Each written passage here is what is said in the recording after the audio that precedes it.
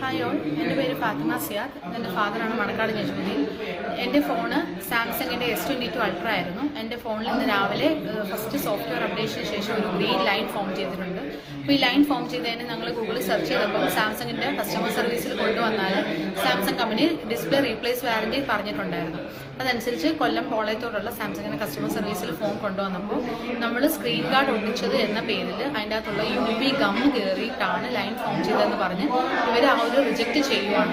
നമ്മൾ റൂൾസും ഇതും അനുസരിച്ച് നോക്കുവാണെങ്കിൽ നമ്മുടെ ലൈൻ ഫോം ചെയ്തത് സോഫ്റ്റ്വെയർ അപ്ഡേഷൻ ആണ്. ഒരുപാട് പേര് ഇവിടെ വന്നിട്ടുണ്ട് കംപ്ലൈൻറ്റുമായിട്ട്. പക്ഷെ അവർ പല പല റീസൺസ് പറഞ്ഞ് റിജക്റ്റ് ചെയ്യുവാണ്. എൻ്റെ ഫോൺ എടുത്തിട്ട് ഇപ്പോൾ 1.5 ഇയർ ആയിട്ടുണ്ട്.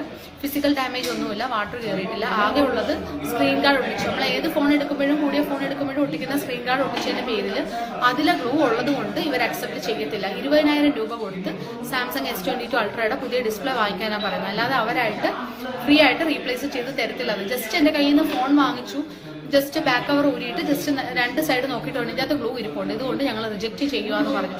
ഇനി ഒരു ഫർദർ ആയിട്ടുള്ള അവരൊരു രീതിയിൽ ഒരു ചെക്കിങ്ങോ ഒന്നും ചെയ്യാതെ തന്നെ ഡയറക്റ്റ്ലി റിജക്ട് ചെയ്യുകയാണ്. എൻ്റെ കയ്യിൽ സാംസങ്ങിന്റെ ബില്ല് ഉൾപ്പെടെ ഇരിപ്പുണ്ട്. മൈജിന്ന് വാങ്ങിച്ച ഫോണാണ്.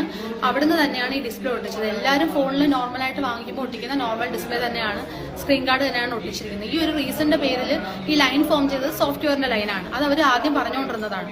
ഞാൻ പറഞ്ഞു എനിക്കൊരു കംപ്ലൈന്റ് പേപ്പർ ഞാൻ രജിസ്റ്റർ ചെയ്തതായിട്ട് എഴുതി തന്നു. അപ്പോൾ അവർ ഒരു പേപ്പർ ഡോക്യുമെന്റ് ഒക്കെ രജിസ്റ്റർ ചെയ്ത് തന്നു. പക്ഷെ അതിൻ്റെ അകത്ത് അവർ മെൻഷൻ ചെയ്തിരിക്കുന്നത് line formed due to UV gum, ഇത് മാത്രമാണ് റീസൺ. അല്ലാതെ സോഫ്റ്റ്വെയർ റിലേറ്റഡ് ആയിട്ടുള്ള ഇഷ്യൂ ആണ് അത് മെൻഷൻ ചെയ്യുന്നത്. എത്ര പറഞ്ഞിട്ടും സോഫ്റ്റ്വെയർ റിലേറ്റഡ് ആയിട്ടുള്ള ഇഷ്യൂ ആണ് അവർ കറക്റ്റ് ചെയ്ത് തരുന്നില്ല.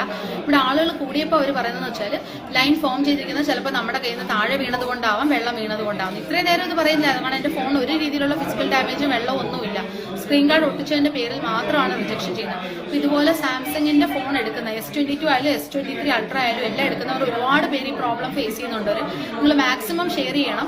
100 ഫോൺ കംപ്ലൈന്റ് കൊണ്ടുവരുമ്പോൾ മാക്സിമം 90 ഫോൺസ് അവർ റിജക്ട് ചെയ്തിട്ട് ഒരു 5-6 ഫോൺ മാത്രം അക്സെപ്റ്റ് ചെയ്യുന്ന പരിപാടിയാണ് കാണിക്കുന്നത്. ഇവിടെ ഒരുപാട് പേര് ഇരിപ്പുണ്ട്. എല്ലാവർക്കും ഈ ലൈൻ ഫോം ചെയ്യുകയാണ്. ഈ ലൈൻ ഫോം ചെയ്തിരിക്കുന്ന എല്ലാം സോഫ്റ്റ്വെയർ അപ്ഡേഷന്റെ ഫർദർ ആയിട്ടുള്ള റീസൺ മൂലമാണ്. പക്ഷെ അത് ഓരോ റീസൺസ് പറഞ്ഞ് അവർ റിജക്ട് ചെയ്യാനാണ് മാക്സിമം. ഞങ്ങളിപ്പോൾ ഇത് കൺസ്യൂമർ കോർട്ടിൽ ഞങ്ങൾ ബില്ല് വെച്ച് ഫയൽ ഫോം ചെയ്യാൻ പോവാണ്, കംപ്ലൈന്റ് രജിസ്റ്റർ ചെയ്യാൻ പോവാണ്. മാക്സിമം ഒന്ന് സപ്പോർട്ട് ചെയ്യണം. വളരെ തെറ്റായ ഒരു നിലപാടാണ് ഇവർ സ്വീകരിക്കുന്നത്. സാംസങ് പോലെ വളരെ ശ്രദ്ധേയമായ കമ്പനിക്ക് ഈ രീതിയിലുള്ള ഒരു പെരുമാറ്റമാണ് കാണിക്കുന്നതെങ്കിൽ എത്ര കസ്റ്റമേഴ്സാണ് അവരുമായിട്ട് ബന്ധപ്പെട്ട് നിൽക്കുന്നത്? അവരുടെ ഉണ്ടാകാവുന്ന ഏറ്റവും വലിയ ഒരു പ്രതിഷേധം ഇക്കാര്യത്തിൽ ഉണ്ടാവണം. നിങ്ങളിത് ഷെയർ ചെയ്യണം. നമുക്ക് ആർക്കും ഈ വീഴ്ച ഇനി മറ്റാർക്കും സംഭവിക്കാതിരിക്കണം. ഓക്കെ.